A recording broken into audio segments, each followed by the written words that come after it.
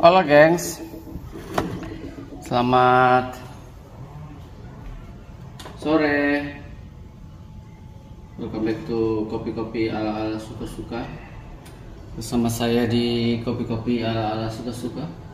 Tentunya suka-suka saya. Guys, sejujurnya tadi saya nggak mau ngobrolin bin yang saya roasting, si binnya Mang Layang. Tapi ya udahlah, udah kadung saya roasting, jadi saya kasih seglance aja ya, sekilas kopi yang saya roasting ini, Mang Layang anaerobik natural. Oke. Sebenarnya saya udah beberapa kali brew si Mang Layang ini. Saya timbang dulu ya. Saya mau nge-roasting yang ini aja.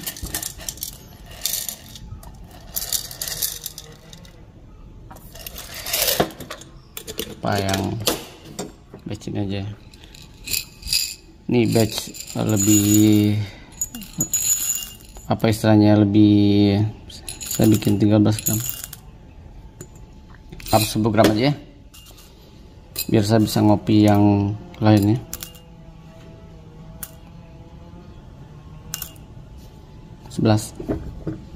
Oke. Ini bean yang saya roasting. Sebenarnya saya punya 4 variabel yang berbeda. Ini yang buat espresso, lainnya buat filter, dan ada omni roast.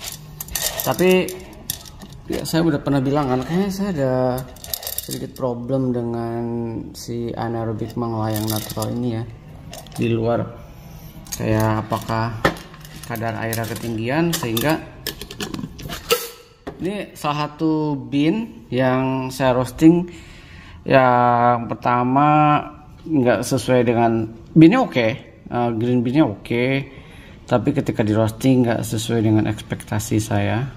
Harusnya anaerobic honey itu ada sedikit main-main di fruitinessnya atau juicinessnya, tapi kalau ini saya kecenderungannya feelingnya kok kayak awas ya. Saya buang dulu ini.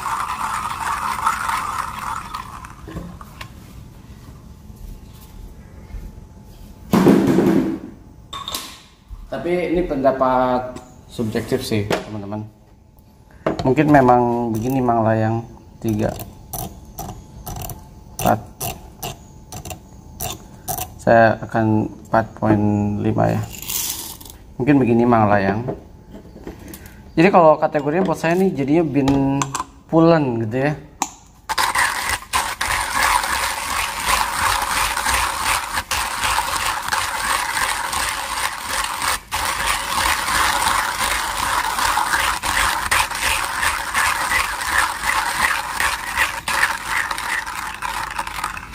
Kecenderungannya lebih nati compare to fruity. Tadi saya pikir, wah, saya kangen bin-bin Jawa Barat nih gitu ya. Jawa Barat itu kan kalau main-main di anaerobik atau natural, kecenderungannya, atau honey lah ya, kecenderungannya tuh seru rasanya. Oke, tapi ini sekali lagi saya merasa plain aja. Nah, tapi dibikin hot latte pada akhirnya ini buat bukan filter.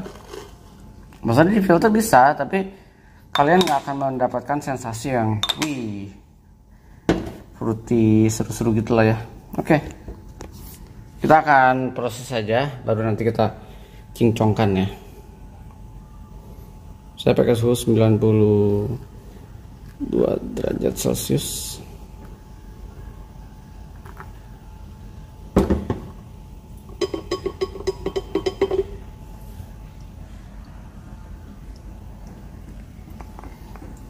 Pada akhirnya ya, ini buat orang rumah, buat espresso, dibikin espresso tapi enak sih.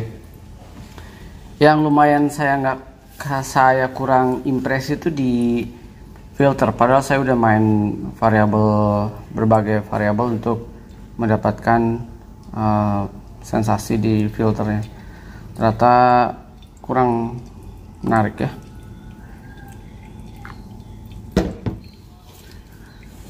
Tapi teman-teman, ini pendapat subjektif saya, jadi jangan terlalu terpengaruh apa dengan yang saya omongkan ya.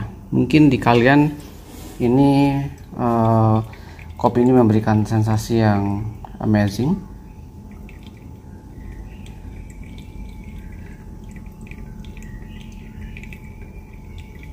Oke, saya kasih 150. Bahkan kemarin saya merosting Honduras Wash yang bisa dibilang harganya lebih murah daripada si Mang Layang ini ya. Kalau kalian lihat postingan saya di Honduras, saya udah ngebrew dua-duanya. Satu memang buat espresso, satu lagi memang buat filter, dan satu lagi sebenarnya bisa buat dua-duanya juga. Bebas sih sebenarnya, kalau filter itu kalian mau dark roast juga nggak apa-apa. Cuman saya mendapatkan sensasi yang seru ya di Honduras HGEP. Oke, kita akan enjoy aja. Kita akan sedikit ya membahas, habis itu nanti kita akan lanjutnya di main-main di resep-resep asoy aja lah.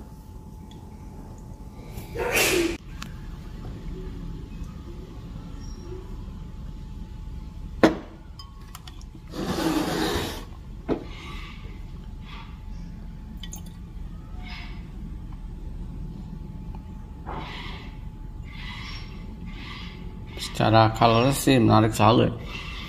Cara aromanya putih banget sih. Menurut saya aromanya was banget ya. Apa begini ya anaerobic honey-nya Mang Layang ya? Nggak tahu sih guys, sorry ya. Cicip.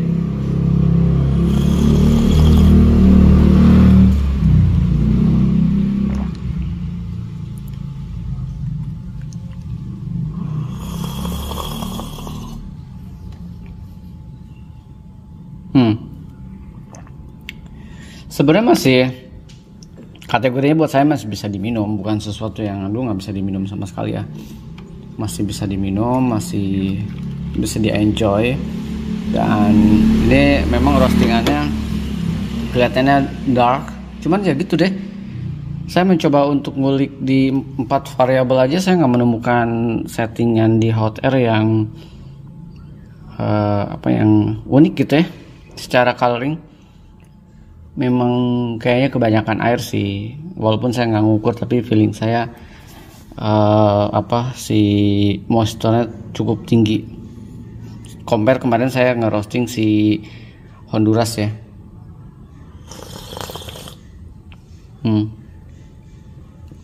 Jadi kalau boleh jujur, anaerobic honey Mang Layang ini saya kayak ngopi di era-era 2015-2012an lah ya, dimana di situ adalah kopi-kopi yang masih sangat klasik banget. Kalaupun ada honey, tapi masih yang klasik honey-nya gitu ya. Bahkan mungkin kalau bisa dibilang sempat booming Aromanis Jawa Barat, bahkan itu aromanya lebih wangi. Itu juga honey kalau nggak salah ya. Kalau nggak salah sih ya, anaerobik Aromanis tuh setahu saya kalau nggak salah di beberapa petani prosesnya honey, jadi honey proses. Nah itu pun tapi bukan anaerobik, honey-nya honey natural, maksudnya honey yang bukan anaerobik lah, honey klasik lah ya istilahnya. Kalau ini udah honey anaerobik. Nah itu buat saya lebih wangi, lebih fruity, lebih seru lah untuk dibikin filter ice Japanese.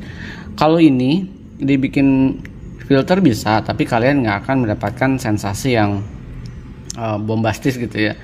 Dari sisi aroma, bahkan dari sisi rasa, buat saya masih flat banget. Mungkin saya salah roasting ya, tapi kalau dibikin espresso akan mendapatkan sensasi ya asam aja, fruity, tapi mungkin yang bukan yang kalian bisa, ya mungkin itulah susahnya. Katanya kalau memang, tapi ini bukan klasik sih. Kalau klasik mungkin saya bisa memaklumi, ini anaerobik honey harusnya justru bisa memberikan senses yang lebih kaya lagi di pencecap dan penciuman ya.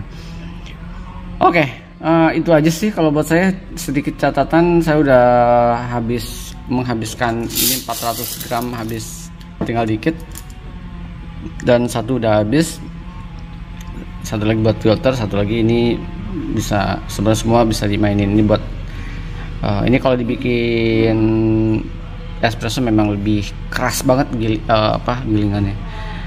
Ini kayak dulu saya nge-roasting, kalau kalian inget, termasuk, tapi itu termasuk gagal sih. Saya nge-roasting Yaman, itu termasuk gagal Yaman. Kalau ini sih masih bisa, masih oke lah ya. Ini masih oke buat saya, nggak gagal. Cuman ya secara aroma dan rasa buat saya datar banget. Tapi kalau dibikin espresso mungkin ke beberapa kali memberikan sensasi yang asik gitu ya, atau dibikin hot latte atau dibikin ice coffee. Jadi pada akhirnya saya bikin buat racikan-racikan latte base sih. Kalau buat pure filter kurang greget gitu ya. Itu aja sih Manglayang anaerobic honey. Catatan dari subjektif home brewer dan home roaster kayak saya. Ciao, sampai ketemu di kopi-kopi ala-ala berikutnya. Sehat terus, sukses terus, semangat terus.